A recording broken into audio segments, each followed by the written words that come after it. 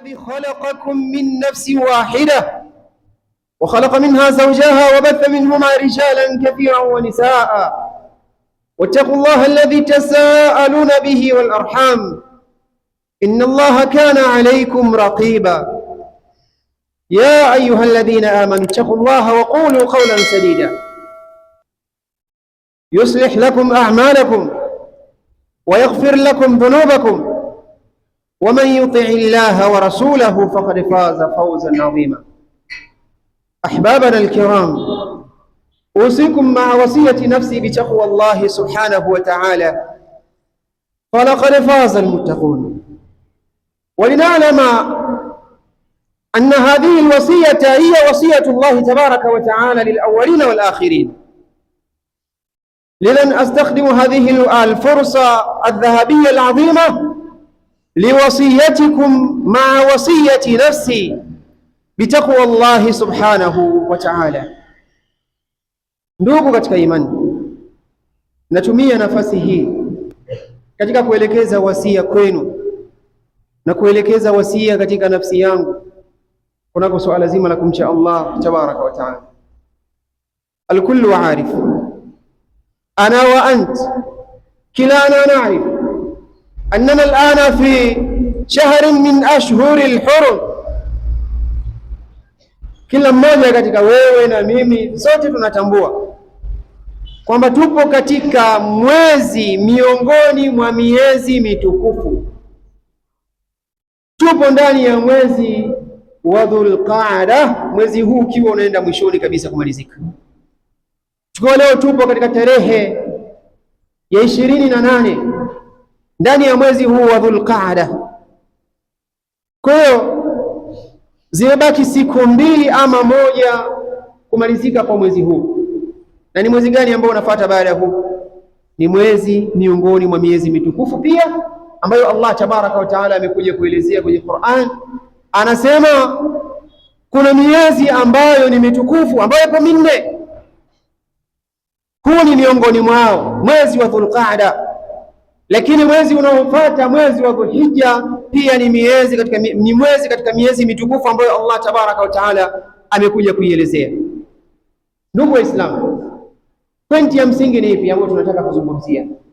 Tupo kwa ajili ya kuzungumzia masiku 10 ya mwezi huu wa Dhulhijja ambao uko mbele yetu, na kwamba Mtume alayhi salatu wassalam ametutaka tuwe ni tuenye kuzidisha zaidi, tukithirisha matendo yaliyokuwa mema ndani ya masiku haya 10. Mtume alayhi salatu wassalam katika hadithi ambayo anaipokea al-Imam al-Bukhari na Ibn Majah na at-Tirmidhi na Abu Daud, Mtume alayhi salatu wassalam anasema ما من أيام العمل الصالح فيها أحب إلى الله من هذه الأيام، يعني أيام العشر من ذي الحجة. قالوا يا رسول الله ولا الجهاد في سبيل الله؟ قال ولا الجهاد في سبيل الله إلا رجل خرج بنفسه وماله فلم يرجع من ذلك بشيء.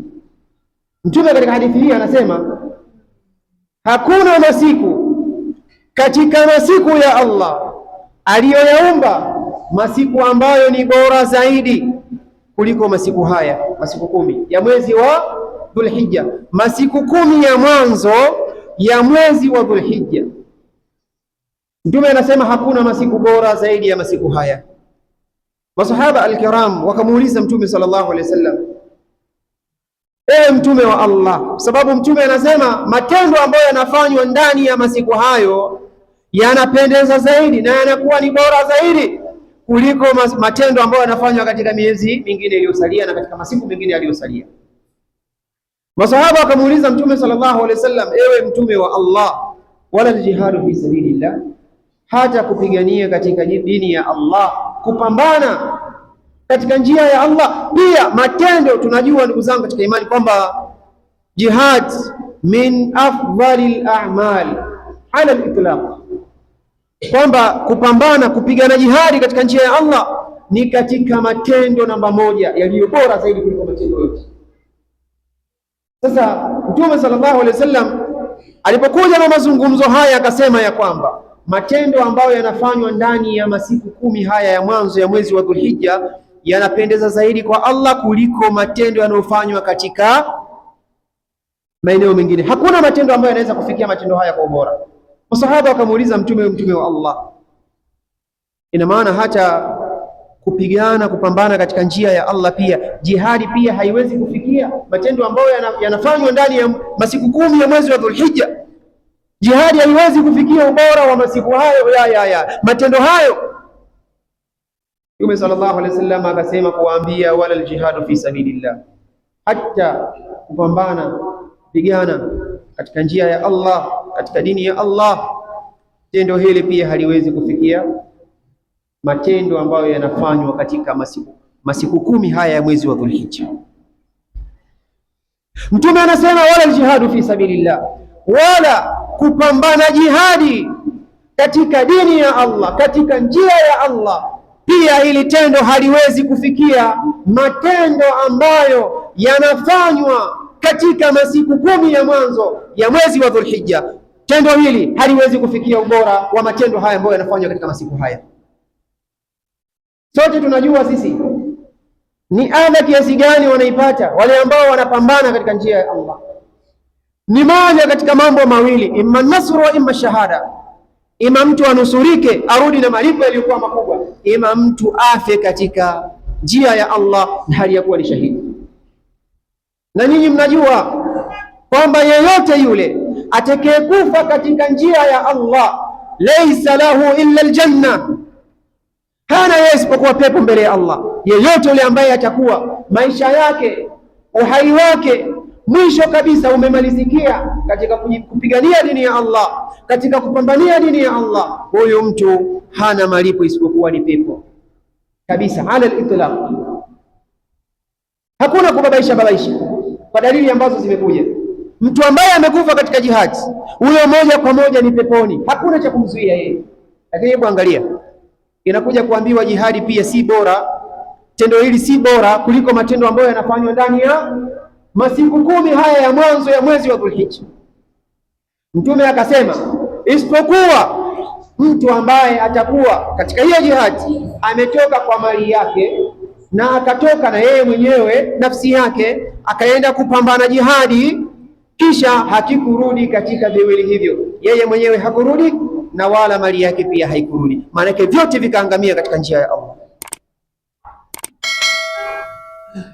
Mtume sallallahu alaihi wasallam anasema huyu ndiye ambaye anaweza akawa ni bora akayazidi matendo ambayo yanafanywa katika masiku 10 ya mwanzo. Lakini yule ambaye anaenda kupambana akarudi yeye mwenyewe mali yake ikateketea, au akateketea yeye mali yake ikarudi, maana yake ni nini? Huyu hawezi kufikia ubora wa matendo ambayo yanafanywa katika masiku 10 haya ya mwanzo ya mwezi wa Dhulhijja. Kwa fursa kama hii, wewe na mimi katika Uislamu tumejiandaa vipi? Tumejiandaa vipi na haya matendo ambayo yanahitajika sisi tuweze kuyafanya katika masiku haya 10 ya mwanzo ya mwezi huu wa Dhulhijja? Hizi ni fursa ambazo zinaletwa kwetu sisi ili mradi tuweze kujichumia faida, tuweze kujiongezea ziada ya kheri. Lakini utakuta Waislamu wengi hivi sasa kila mmoja anawaza kwamba Eid inakuja na ni namna gani mimi nitaweza kujiandaa na siku hiyo ya Eid. Ndugu zangu katika imani, katika masiku haya 10 ya mwezi huu wa Dhulhijja kuna matendo mbalimbali ambayo ni bora wewe Muislamu kuweza kuyakithirisha. Matendo ya kheri yako mengi mno, lakini tutataja miongoni mwa matendo ambayo ndani yake yana ubora uliokuwa mkubwa. Waislamu tunatakiwa tukithirishe katika kuyatekeleza ndani ya mwezi huu, mwezi wa Dhulhijja. Ndugu katika imani, miongoni mwa ibada ambazo zinatekelezeka ndani ya mwezi huu wa Dhulhijja, hasa katika siku ile ya 10 ni ibada ya kuchinja. Na ndio maana hata sikukuu ambayo iko mbele yetu, udhifa ila nahri, imeegemezwa katika kuchinja, inaitwa ni Eidul Adha. Eidul Adha, kwamba ni idi ya kuchinja. Tuna Eidul Alfitri, idi ya watu kufungua baada ya kuwa wamefunga mwezi mzima wa Ramadhan, wakaingia katika kufungua. Hii inaitwa ni Eidul Alfitri. Lakini hii idi ambayo iko mbele yetu sumia biidi al-adha, imeitwa kuwa ni Eidul Adha kwa sababu watu Waislamu waumini wanachinja katika siku hiyo, na wale ambao wameenda katika ibada ya haji, siku hiyo ni siku ambayo wanaitumia kwa kuchinja wale wanyama wao. Sasa miongoni mwa ibada ambazo ni tukufu mno zinazopatikana katika masiku haya 10 ya mwezi wa Dhulhijja ya mwanzo ni ibada hii ya kuchinja. Waislamu, tukizungumzia jambo la kuchinja, hili linajulikana na wana wa chuoni wanakuja kuarifisha, kutolea definition maana hii ya udhiya. Wakasema al-udhiyatu, udhiya maana yake hiya ma yudbahu min bahimati al-an'am, ni kile kinachochinjwa katika wanyama. Bahimatul an'am ni wanyama maalum: ngamia, ng'ombe, mbuzi na kondoo. Hawa ndio wanyama ambao wanaitwa bahimatul an'am. Neno hili likija bahimatul an'am linakusanya wanyama hawa wa aina 4: ngamia, ng'ombe, mbuzi pamoja na kondoo. Kwa hiyo katika taarifu hii wanasema, tukisema udhiya maana yake hiya ma yudbahu min bahimatil an'am, ni kile kinachochinjwa katika wanyama hawa wa aina 4, na si wanyama tofauti na hawa wa 4. Lakini kuchinja huko si kuchinja tu taqarruban ila Allah, kwa ajili ya kujikurubisha kwa Allah tabaraka wa taala. Min baadi salati Eid an-Nahri, baada na kuchinja huko kunatekelezeka baada ya swala ya Eid. Baada ya kuwa watu washamaliza kusali swala ya Eid, hapo ndipo ambapo inakuwa ni sunna kuweza kuchinja mnyama huyo kwa yule ambaye atakuwa yeye amejiandaa kwa ajili ya kuchinja. Min baadi salati Eid an-Nahri, baada ya swala ya Eid ya kuchinja, ila akhiri ayami at-tashriq, mpaka mwisho wa yale masiku ambayo yanajulikana kama ni ayamu tashriq. Ayamu tashriq ni zile siku 3 baada ya kuisha siku ya Eid. Siku 9 Arafa, ya 9 ni Arafa. Siku ya 10 ndio siku yenyewe ya kuchinja, ndio Eid yenyewe. Baada ya hapo siku ifuatayo ndio ayamu tashriq zinaanzia hapo. Ayamu tashriq ya kwanza ambayo inakuwa ni 11, kisha ya pili 12, kisha ya tatu ni 13. Kwa hiyo hizi 3 kuanzia 11 mpaka 13 zinahesabika kuwa ni ayamu tashriq. Ni siku zote ambazo mtu ambaye hajachinja katika siku ya kwanza anaruhusiwa kuchinja katika siku ya pili, na kama hajachinja katika siku ya pili anaruhusiwa kuchinja katika siku ya 3. Na mwisho ni wakati gani? Kabla ya kuzama jua, katika siku ile ya 3, kwa sababu hapo ndipo ayamu tashriq zinakuwa zishaishi. Sasa ibada hii ni ibada ambayo mtu anaifanya kwanza kwa wanyama wenye sifa maalum, kisha wanyama hao wenye sifa maalum anatakiwa awachinje kwa ajili ama lengo la kujikurubisha kwa Allah tabaraka wa taala, na wakati ni baada ya swala ya Eid, si kabla. Tutakuja kuona yule atakayekuwa amechinja kabla inakuwaje kichinjwa chake baada ya swala ya Eid, na mwisho wake ni kabla ya kuzama jua, katika mwisho kabisa ya zile ayamu tashriq. Lakini mwisho kabisa wanamalizia kwa kusema katika upande wa hii taarif biniyati al-udhiya, lazima awe na nia ya nini? Ya kuchinja udhiya. Sababu unaweza kuja kukuta tunasema jamani, al-fariq baina al-amal alladhi yujza bihi wal-amal alladhi la yujza bihi, hiya nia, chenye kutenganisha kati ya tendo ambalo linalipwa na Allah na tendo ambalo halilipwi na Allah. Chenye kutenganisha ni nia. Yaani nia ndio ambayo inaweza kutenganisha ili tendo huyu analipwa na ili tendo huyu halipwi. Wakati wote tunasema mimi naweza nikasimama na swali na mwingine akasimama anaswali, lakini swala zetu hizo sote tukawashuhudia hawa wawili wanaswali, lakini mmoja akawa ni mwenye kulipwa na mwingine akawa si mwenye kulipwa. Kinachosababisha ni nini? Nia za hawa watu.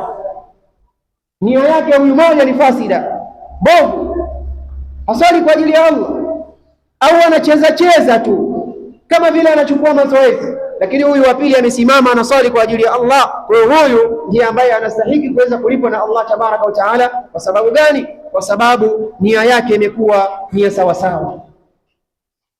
Ndugu katika imani, hivyo lazima mtu aweze kuwa na nia ya kuchinja. Nia ya kuchinja awe nayo, lakini pia achinje mnyama maalum na wakati ambao umeelezewa katika sheria. Asili ya ibada hii Allah tabaraka wa taala anamwambia mtume wake Muhammad sallallahu alaihi wasallam katika suratul Kauthar, pale alipomwambia inna a'tainaka al-kauthar, wewe Muhammad tumekupa kauthar. Al-kauthar wanakuja kufasiri wana wa chuoni al-mufassirun, miongoni mwao wanasema al-kauthar huwa an-nahru fil janna, ni mto. An-nahru fil janna, mto ambao unapatikana peponi.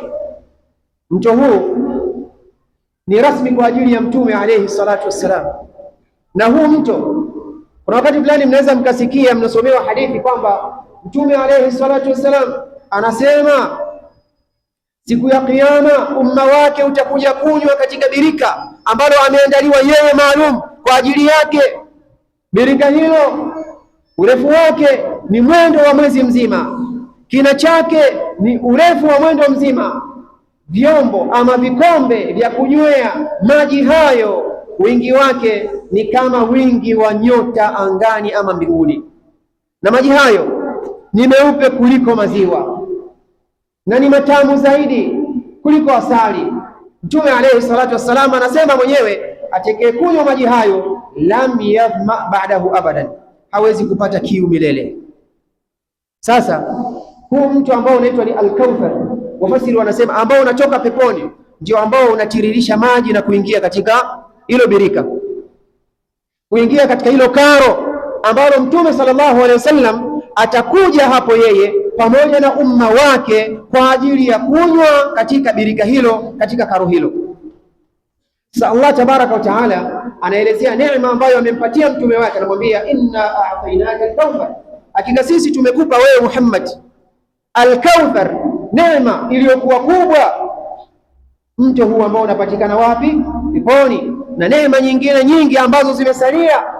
Baada ya hapo anamwambia sasa, fasalli lirabbika wanhar, swali kwa ajili ya Mola wako, tekeleza sana ibada ya sala. Wanhar, na chinja wanyama. Ibada hii ya kuchinja asili imetokea hapa. Mswalie Mola wako, swali kwa ajili ya Mola wako na chinja wanyama.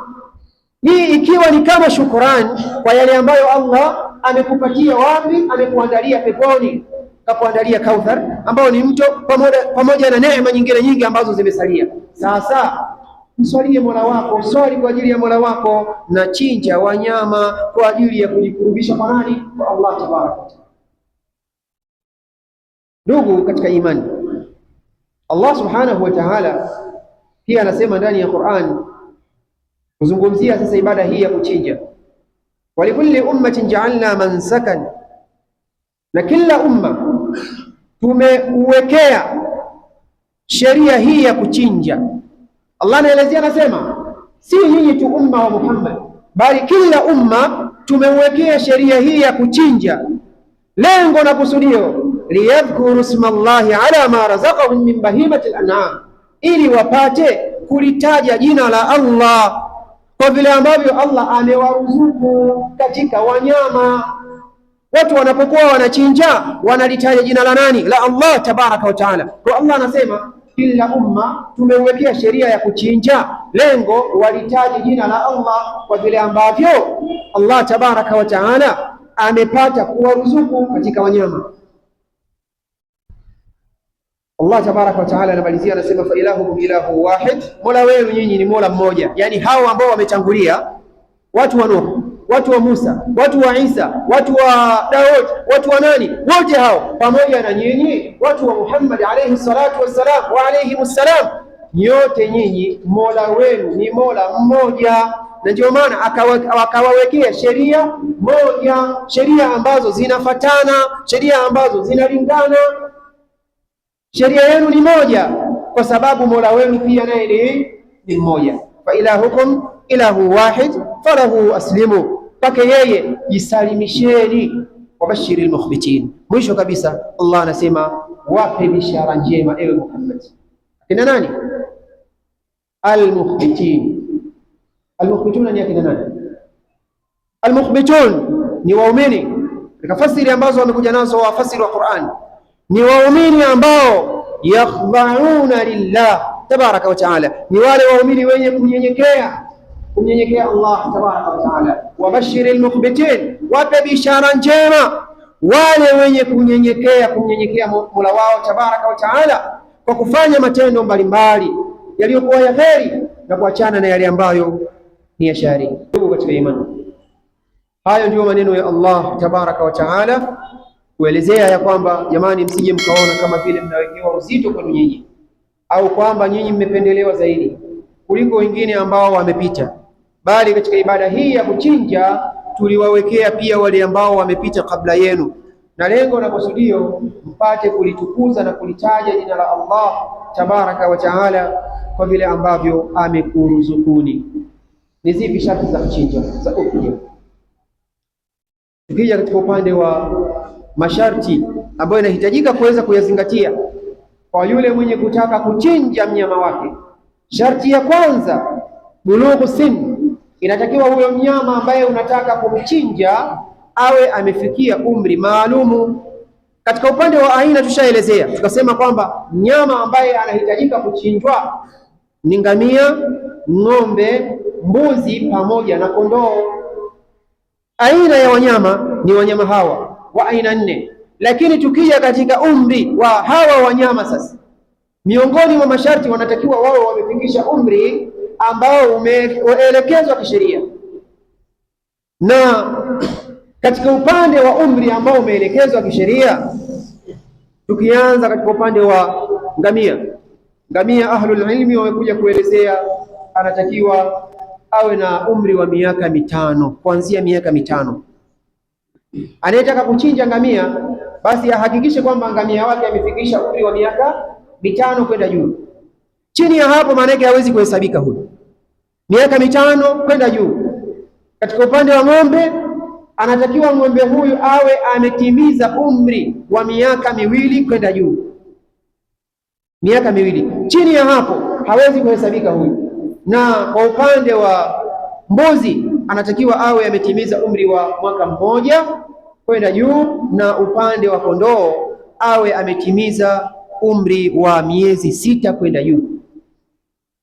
Sasa ukija kuangalia vizuri, utakuja kukuta kwamba haya yote ambayo yameelezewa ni mambo ambayo itakiwa yule ambaye amekusudia kuchinja katika ile siku ya 10 ambayo ni yaumun nahr, siku ya 10, anatakiwa azingatie haya yote, kwamba mnyama wake achague mnyama husika, lakini pia katika kule kumchinja awe na umri husika, kiwango ambacho kimehitajika cha umri basi awe amekizingatia pia. Si kwamba mtu anaenda kuchukua ng'ombe wa mwaka mmoja alafu akachinja akasema nimefanya udhiya. Jamani, udhiya ni ibada maalum na ina masharti maalum. Jambo la kwanza. Jambo la pili, salamatuha min al-uyub. Huyo mnyama anatakiwa awe amesalimika, ameepukana na aibu na kasoro mbalimbali.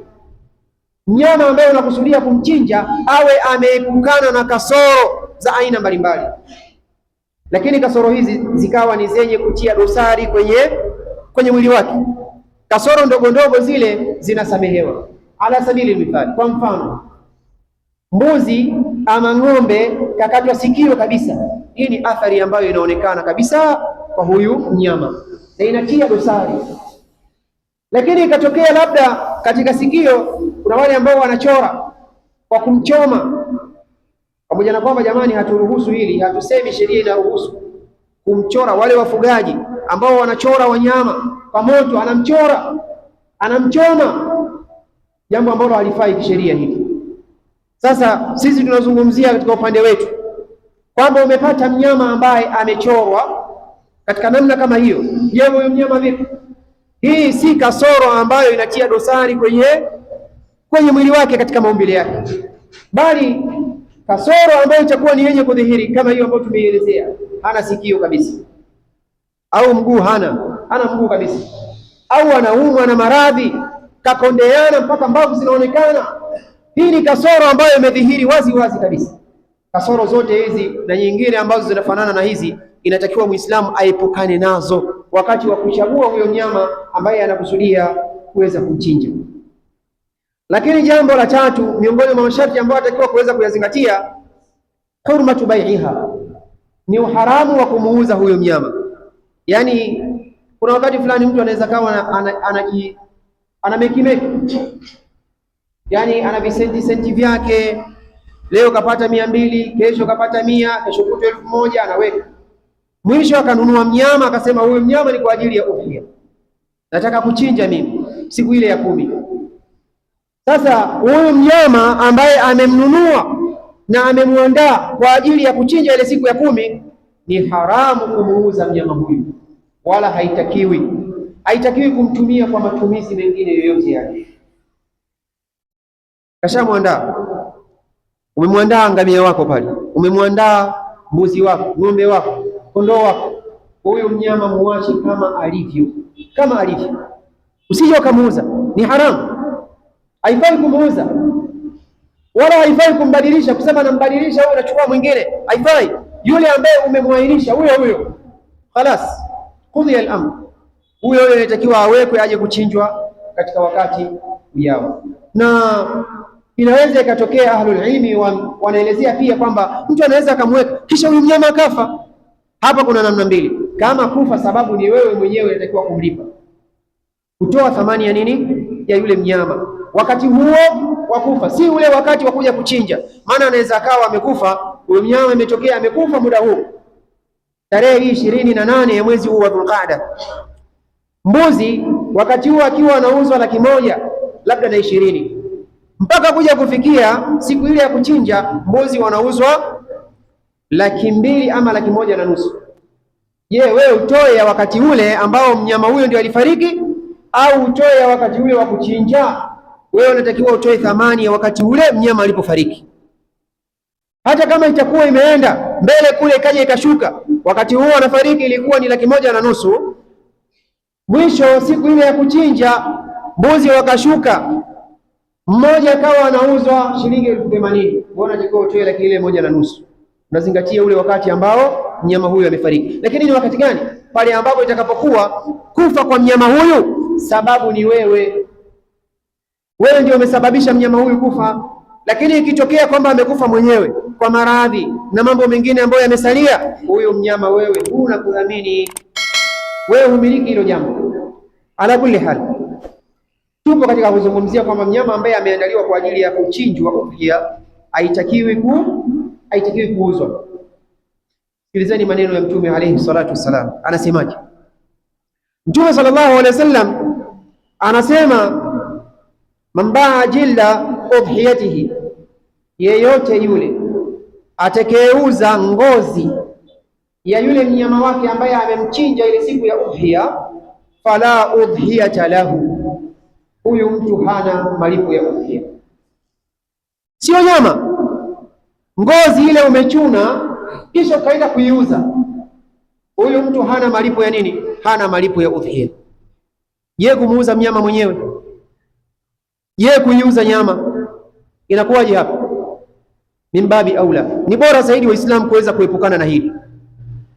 Na hapa tunaongea, kuna baadhi ya watu wanapewa oda za kuchinja, alafu wale wanyama wanaenda kuwauza. Wallahi hao watu wanakuwa katika dhima kubwa sana na wanapata dhambi.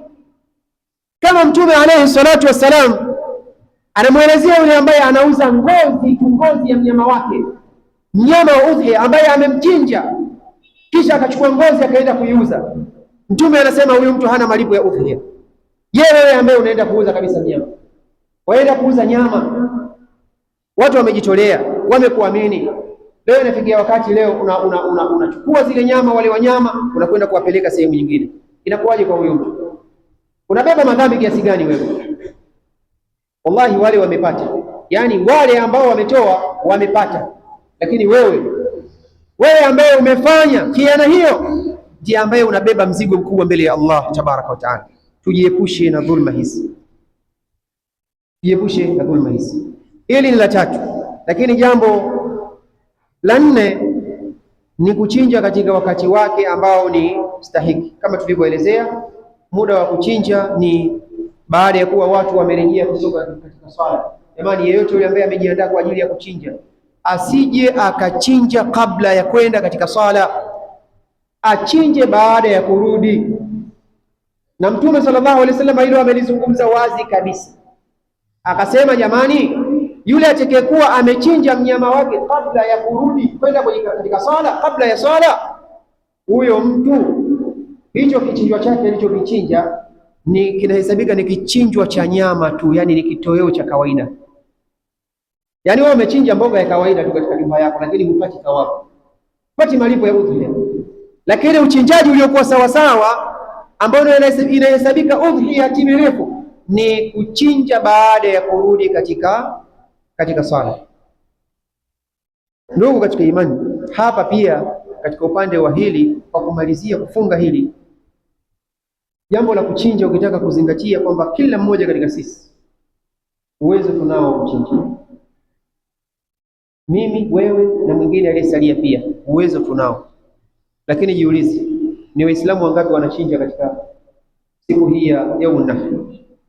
Ni wangapi? Bali sote hivi sasa kila mmoja hapa utakujukuta kwamba tayari ana mahesabu yake. Siku ile ya 10 tu niende kupanga foleni hapo nikapangia foleni kilo 2 kilo 1 za kupigana vikumbo hapo. Lakini yeye mwenyewe kusema ajiunge ajichange fikie wakati kuja kuchinja, hapana. Lakini mambo mengine utakuja kukuta yanaenda. Waislamu tunafeli wapi sisi? Tunafeli wapi? Mbona wenzetu wanajitolea sana? Mnafikiri kwani hizi ambazo zinakuja zinaletwa huko zinatoka wapi? Hawa ni watu ambao wamejiwekeza, mwisho wote wakanunua hizi. Haya, tunatoa sadaka zetu sisi ziende zikachinjwe huko. Wewe Muislamu vipi hutaki khairi wewe? Mwaka mzima Muislamu, mwaka mzima kuja kununua mbuzi wa 1,120,000 mwaka mzima Muislamu unashinda. Kumekimeki ndani ya mwaka mzima 120,000 1,000 kuja kununua mbuzi wewe na kuchinja, unashindwa Muislamu. Sawa, mwaka huu unaweza kuwa mambo yako magumu, mwaka ujao mambo yako magumu, mwaka uliopita mambo yako magumu. Sasa ndio endelevu. Kuna mtu hana kabisa yani katika fikra zake kwamba mimi nitakuja tokea katika Eid ninunue mnyama nichinje. Yeye kila awamu yeye anasubiri tu kwenda kupanga foleni kule. Na anaulizia kabisa, vipi zishaletwa? Kuna baadhi ya watu wanaanza kuulizia, vipi tayari mzigo ushashushwa? Mzigo gani wewe?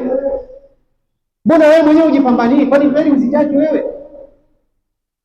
Waislamu, wakati fulani huko kubebwa tujiepushe nako.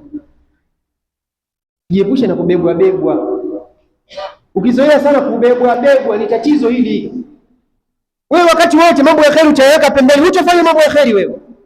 Kwa sababu ukifika msikitini wewe unahitajia kubebwa tu. Kuna busati, kuna watu pale watatoa, anatizama fulani yupo. Yeye kajiweka pembeni, anasubiri kubebwa tu. Kuna jambo la kujitolea, yeye yuko pembeni anasubiri kubebwa tu. Ni nani? Kiyama kila mmoja atakuwa na nafasi yake. Ule ambaye unasubiri akubebe wewe, siku ya kiyama hata kwambia bwana mwenzangu njoo hapa kwenye kisebure changu hiki njoo kae. Wewe umekosa nafasi, njoo kisebureni kwangu hapa basi ukae. Kila mmoja na matendo yake, kila mmoja na nafsi yake. Wewe Muislamu uko wapi? Nalisema hili nikiwa na maana ya kwamba Waislamu kama mwaka huu tumekosa kutekeleza ibada hii, basi tujiandae katika miaka ijayo insha Allah tutekeleze ibada hii ya kuchinja. Wewe pia unaweza. Huna uwezo wa ng'ombe, huna uwezo wa ngamia, huna uwezo wa kutekeleza yote, lakini mbuzi na kondoo unashindwa Muislamu.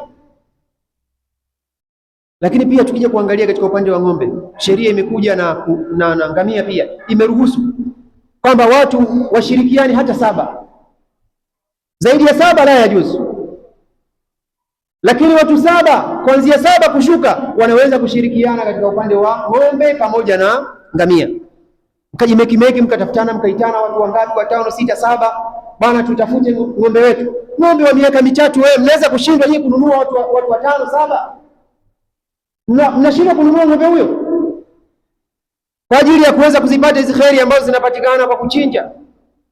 Lakini leo Waislamu wamejiweka pembeni kabisa, hawajali, hawawazi, hawajazinduka kwenye hilo tatizo hili. Kwa Waislamu tunakumbushana ya kwamba kuna ubora uliokuwa mkubwa mno katika jambo la kuchinja, na kama tulivyosema, ng'ombe pamoja na ngamia kiwango cha kushirikiana watu ni 7, haifai kuzidisha zaidi ya hapo. Lakini kwa upande wa mbuzi na kondoo, hii haifai kushirikiana, bali kila mmoja atachinja yeye mwenyewe. Lakini kwa wewe baba, msimamizi wa familia, ukichinja mbuzi wako huyo mmoja inawatosheleza kwa familia yako yote. Haina maana kwamba familia yako pia nayo itafute wanyama wake. Wewe kiongozi ukishachinja mnyama wako, basi inakuwa imetosheleza kwa familia ambayo wewe unaiongoza. Lakini katika upande wa ng'ombe pamoja na ngamia, hapa ruhusa katika sheria kushirikiana watu 7 na kushuka chini. Lakini kwa kumalizia hii hutuba, ndugu zangu katika imani, inatakiwa pia tukithirishe mno katika matendo yaliyokuwa mema. Miongoni mwa hayo ni kumkabiri Allah tabaraka wa taala, kusoma takbira sana katika masiku haya 10 ya mwezi wa Dhulhijja na kufanya matendo mengine ambayo yamesalia. Imethibiti kwamba Ibn Umar pamoja na Abu Huraira walikuwa wakitoka katika masiku haya 10, wanafika masokoni wakiwa wanasoma takbira kwa kunyanyua sauti, na wale watu wote ambao wako katika masoko nao pia wanasoma takbira kwa kufuatisha takbira zao. Si maana yake wanatamkishwa, bali kusoma kwao wao inakuwa ni sababu ya wao kukumbuka, kisha wanakuwa nao ni wenye kuzisoma hizo takbira. Kithirishe sana. Uko barabarani, soma takbira. Kwenye kipanda chako, uko nyumbani, uko kwenye kazi yako, shambani unalima, sijui unafanya nini, soma takbira kwa sana, usione haya. Na hapa wakati wote nasema kuna baadhi ya Waislamu wanaona haya eti kufanya matendo mbele ya watu. Mwambie nitaonekana mwehu mimi. Akipita barabarani hapo, Allahu akbar, Allah, nitaonekana mwehu mimi, wataanza kunisema muona bwana. Na sasa hivi jamii ndio iko hivi, kwa sababu tunajiaminisha hivi kwamba mtu ambaye anaonekana kidogo akili zake zimefyatuka, anaanza kusoma labda aya 2 3 pale, wal asri tabati yada, koroga, anajua huyo kasoma sana Qur'ani, ndio maana kafyatuka huyo. Kafyatuka kwa sababu amesoma sana Qur'ani huyo. Eti jamani, Qur'ani inakuja kumfyatua mtu kwa sababu amesoma sana Qur'ani, ndio imekuja kumfanya mtu awe chizi, awe hana akili. Yaani leo jamii imeaminishwa hivyo kwamba mtu ambaye amesoma sana Qur'ani amekuwa fyatu, anafyatuliwa kutokana na Qur'ani ambayo ameisoma. Hii ni ufahamu ambao ni fasida, hauwezi kukubalika kabisa. Iwaje Allah haribu akili za mja wake kwa kusoma maneno yake? Umesoma maneno ya Allah alafu Allah kuharibu akili zako. Bangi hizo ni bangi. Hakuna Qur'ani, hakuna nini, ni bangi hizo. Utakuja kukuta mtu alipitia tu. Kwani sasa hivi hata hao ambao wapo vijiweni, si wapo, Qur'ani wanashindwa kuisoma? Hizo aya 2 3 kuungaunga anashindwa. Kavuta bangi huko vichochoroni, kafyatuka, anaanza kusoma vile aya vyake 2 3 alivyopokea huko kwenye maeneo yake ambayo anajua yeye amevipata. Watu wanaanza tayari Qur'ani wamesoma sana huyo. Wapi hata udhu mwenyewe hajui kutia, pia hajui hata kushika udhu huyo. Alafu leo ije kuwa Qur'ani ndio ambayo imekuja kumfyatua huyu mtu. Hili ni jambo ambalo haliwezekani. Sasa ambalo nalisema ni kwamba jamani, tutekelezeni kheri na taa popote pale tutakapokuwepo. Usije ukaogopa eti mimi niko mbele ya mtu ataniona mimi ni fiatu, ataniona mimi akili zangu kidogo dishi limeyumba, asionekane yule. Mbona wanapita huko barabarani? Mimi nasema wakati wanapita mabarabarani huko vijana, si wanaimba muziki huko, kwani ampishani nao? Anatembea kijana huko anaimba muziki, na mwingine kabisa anakata viuno huko barabarani. Hivi haonekani yule ndio fiatu? Uje uonekane wewe fiatu ambaye unasoma Qur'an barabarani, unasoma takbira, unamkabiri Allah barabarani, uonekane wewe ndio fiatu. Yule ambaye anakata viuno barabarani, tena mwingine hakuna hata muziki, lakini atembea kwa kuwa tayari yeye ameshazoea, basi ndio staili zake, na watu wanampa sifa, wanamuona eti yule ndio aonekane kwamba ana akili zake ziko sawa sawa. Lakini wewe ambaye unasoma Qur'an, wewe ambaye unafanya khairati mbalimbali barabarani mbele za watu, ukaonekana kwamba wewe ni mshamba, mzee, akili zako kidogo zimeyumba. Hapana Waislamu, vile ambavyo sisi tutakapojiweka sisi wenyewe tusipojiamini, na hao watu pia hivyo hivyo ndio watakapotuchukulia. Wewe kuwa na msimamo, mtaje Allah barabarani, jiaminishe kwamba hiki ambacho mimi nakifanya ni cha kheri na Allah yuko pamoja na mimi. Kama wao wanaweza kudhihirisha kuimba muziki mabarabarani na kufanya uovu mabarabarani, wewe pia dhihirisha kheri yako, si kwa ajili ya kujionyesha, bali dhihirisha ili mradi pia wajue Allah tabaraka wa taala katika masiku haya 10 anatajwa kwa sana. Mtajeni Allah kama walivyokuwa wakifanya masahaba al-kiram. Allah tabaraka wa taala tunamuomba tujalie tuwe mfano wao